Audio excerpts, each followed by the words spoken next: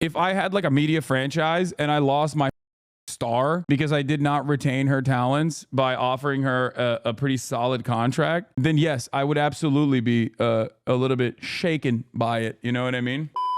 Did you mention Brett Cooper leaving the Daily Wire? I covered it yesterday, and I will talk about it a little bit more today as well. She is leaving the Daily Wire, and something that's really interesting about that, I think it was Matt Lech that spoke on it. I saw it on the timeline. Someone tweeted a very interesting thing about that, where they were like, notice how left media doesn't have these like contract negotiation time dramas. Like end of the year, there's always like some weird, there's always some sort of like weird shakeups happening. Like it was Steven Crowder, you know? It was Steven Crowder before. Interesting how media shakeups happen around this time. Yearly contracts start expiring. Remember last year, Candace Owens was feigning anti-Zionism and Crowder was taking big con the year prior. Wonder if these sorts of career concerns ever influence lefty media behavior. That was a great take, honestly, from Matt Lech.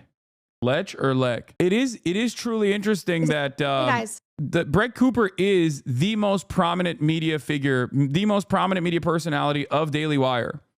Like straight up. If you look at her numbers, Brett Cooper is popping off. She's been carrying the Daily Wire. And I think that you're the Brett Cooper of the left. Okay, first of all, they literally ripped my and restructured in a very fake format the thing that I've been doing for years, but this time in an inauthentic way. But it doesn't matter because like they still popped off. They were able to do it in a very successful way. Like I will recognize that. And yeah, switch camera angles more. Yeah, this is what I gotta do actually. Like, what's up, guys?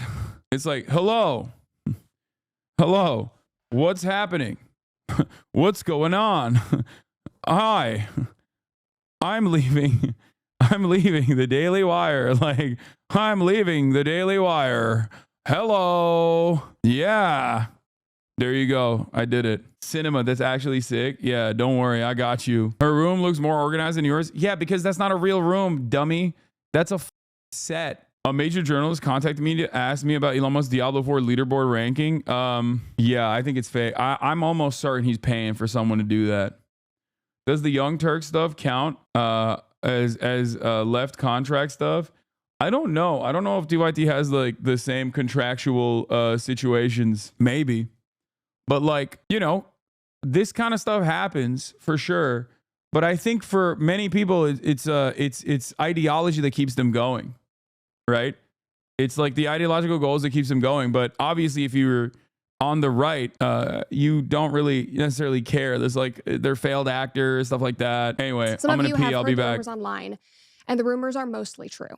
Today, December 10th, will be my last day hosting the comment section and working for the Daily Wire. It is not true that I am being forced out. It was my own choice to leave. And believe me, this is bittersweet. I have had the most unbelievable 3 years helping to craft the show, building this community, and telling stories and sharing the truth every day. Through the comment section, you all have made me braver, more articulate, more thoughtful, more hopeful than I could have ever imagined. And I'm grateful that we spent this time together. And I'm grateful that the Daily Wire gave us a platform to grow this community. But at this point in my life, I am ready to take on a new direction, both personally and professionally. This means new challenges and new endeavors, which I will share with you soon. As for this show, the comment section will continue with the Daily Wire. My producer, Reagan, is taking over as host of the comment section, and I wish her and the Daily Wire all the best. We have had 3 great years, and I am proud of what we've accomplished together. Leaving the show and the platforms that we've built is hard, but I'm very excited for what's to come. Knowing that we have brought so many people together in laughter over these last 3 years means the world to me. I appreciate all of you, so let's chat again soon, but in the meantime, go touch some grass, kick some rocks, and we'll catch up shortly. And now for some final thoughts from the God King himself, Jeremy Boring. Bittersweet indeed. We're sad to see Brett go, but we're excited to see her take the next step in her journey. Brett's an amazing talent, both as a personality and as an actress. It's been a pleasure to see her bring the comment section to life these last 3 years, and her performance. She has better camera angles and lighting than you. Yeah, no. She has like a straightforward professional setup. You guys are comparing my independent individual operation to a multi-million-dollar structure. Okay. Like they are a multi-million-dollar company. I think Ben Shapiro is worth like $50 million, dude. I mean, they were offering Steven Crowder. They're so much larger than just like a couple million. Are we crazy? Did we forget that Steven Crowder was offered by the Daily Wire a straight up $50 million contract? And he said, this is slavery. Here it is. Far right blowhard calls 50 million Daily Wire offer a slave contract. It's also not a better setup for what she is doing or what you are doing. You're doing a live stream. It's supposed to be a real person in a real house expressing their opinions. That's exactly what your setup indicates. Whereas hers shows you that it's completely made up. Yeah, but that's the difference. Like for the average onlooker, like they don't care. Especially conservative audiences tend to be a little bit older too, and they don't give a shit. Like they like it.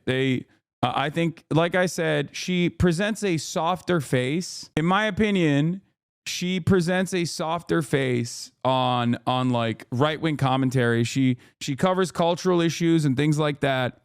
And there's definitely an audience for it. And that's why she's been popping off. She's been popping off harder than Ben Shapiro has on the Daily Wire broadcast, which is part of the reason why I think she wanted to go solo dolo. And the Pendragon cycle is sensational.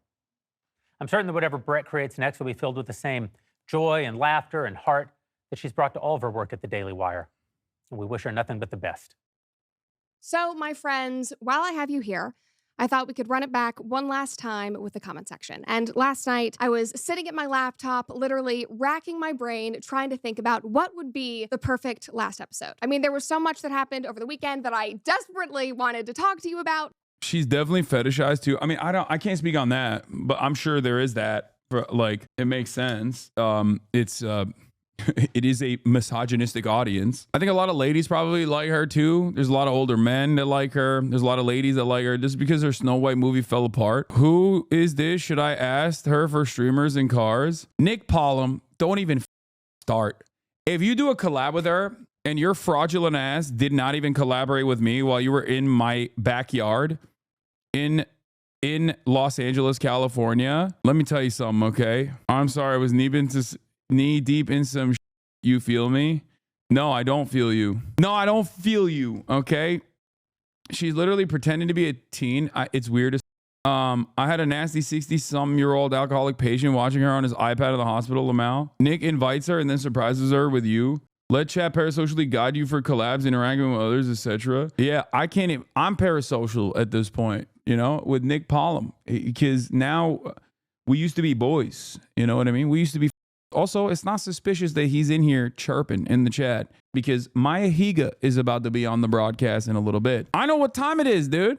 I know what is up. With me and Nick, we used to be boys. Now it's parasocial. Now that he won awards and shit, he don't me no more like that. It ain't like that. Do you think Ben in the Daily Wire in cope mode over this? I mean, I would be if I had like a media franchise and I lost my star because I did not retain her talents by offering her a pretty solid contract, then yes, I would absolutely be a little bit shaken by it. You know what I mean? Have we discussed whether she looks like Ben Shapiro because of her views or if she has her views because she looks like Ben Shapiro? No, I think she was like a failed actress. And therefore she just kind of looked like that. I don't think she had these views from the jump. I think like this is the failed actress route. With Ben Shapiro is like he was a failed writer, but he also kind of had these views from the jump. But I do suspect that she will be, if she tries to be authentic, I suspect that she'll be less conservative broadly. But if she wants the hits, if she wants the clicks, if she wants the grift, she's going to have to be a lot more aggro and a lot more overtly right-wing. So we'll see. Are you telling me she's not related to Ben Shapiro? I know it sounds insane, but she's not related to Ben Shapiro.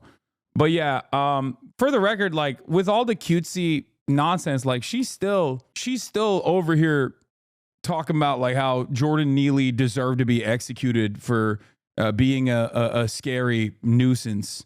Okay, just so you understand, it's not like it's not like she's a nice person. She just has the aesthetics. She presents the aesthetics of like a softer, gentler approach. She's a Ben Shapiro with a filter. Nice of you to support independent media. Wait, what? I don't follow her on Instagram, but I did follow her on Twitter. I don't know why you had to fake this. I did recently follow her on Twitter because I wanted to see what was going on with this. I wanted to see where she'd be going next. Yeah, Brett's fans were all creepy old men fawning over a hot young girl streaming from her bedroom. They're never about Brett giving actual political analysis. It was about using a cute young girl to reassure how right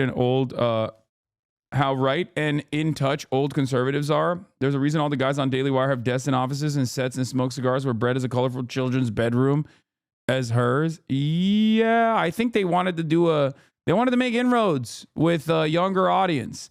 And like I showed yesterday, she did. I don't think she made inroads with a younger audience necessarily, but she did definitely have, get a lot of play.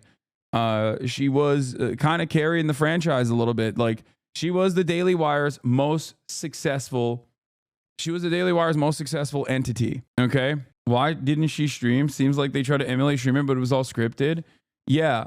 I think it's really interesting that, like what I've been doing, and this isn't like me gassing myself up. Like we saw this with Turning Point USA and other right-wing groups when they had like their documents leaked. They openly were talking about having like emulating what I do, and this is the process. Like they literally were like, let's make a show of someone who is like fake streaming from their bedroom or from their living room, whatever, in an identical fashion to what we've seen with other successful media products in the political sphere.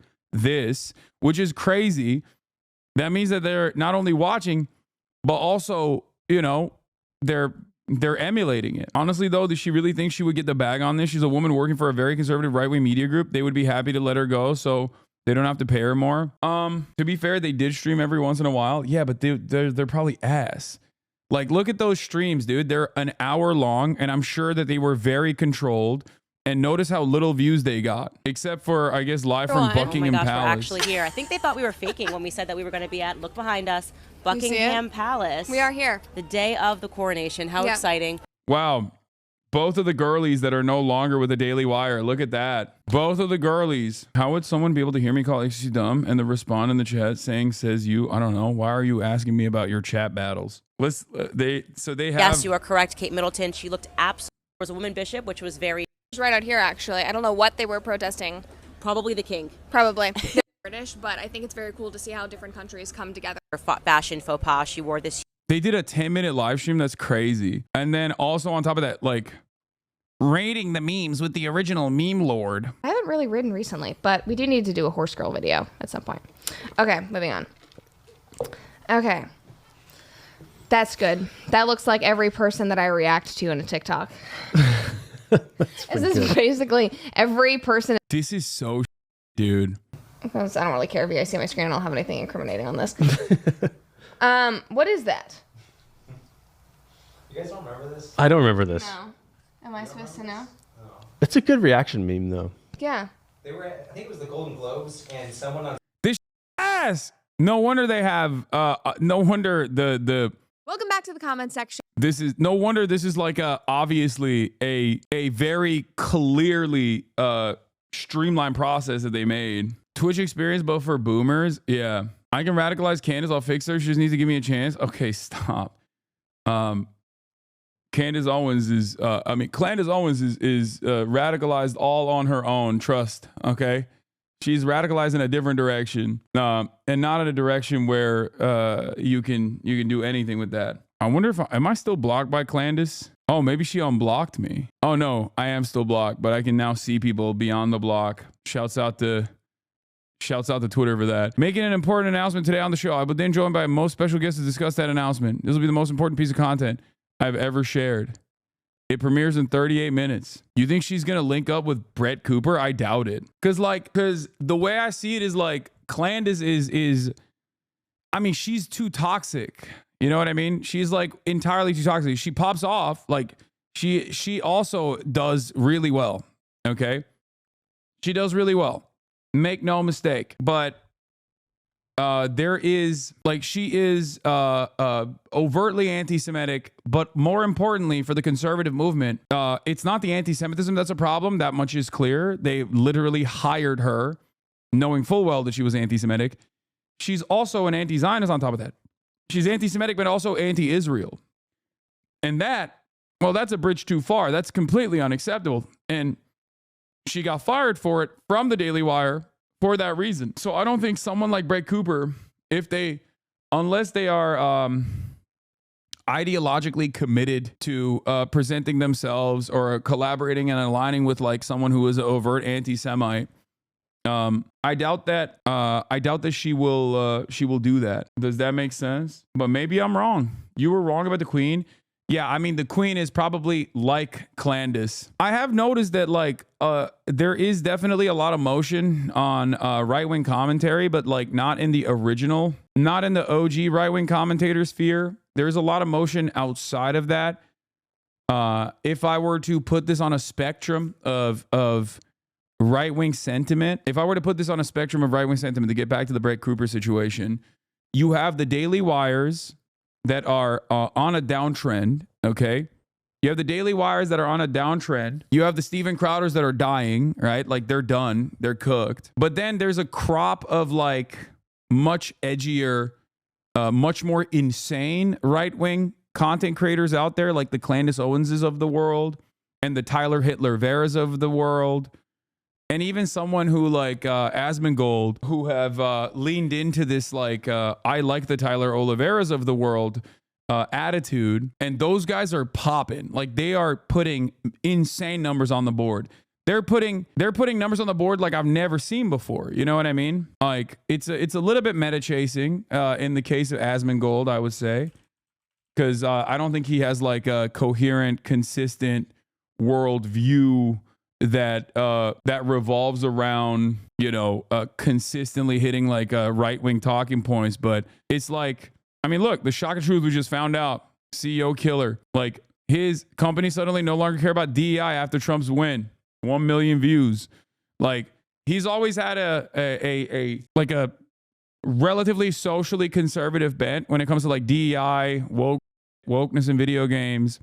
And he has found a comfortable space in talking about, like right-wing politics in general. His views is pixelated good and woke is bad. But yeah, it's, you know, this stuff is banging. Like his like super basic right-wing, like look how stupid the liberals are content is popping off. Now, having said that, outside of that space, like the Candace Owenses of the world are popping off as well.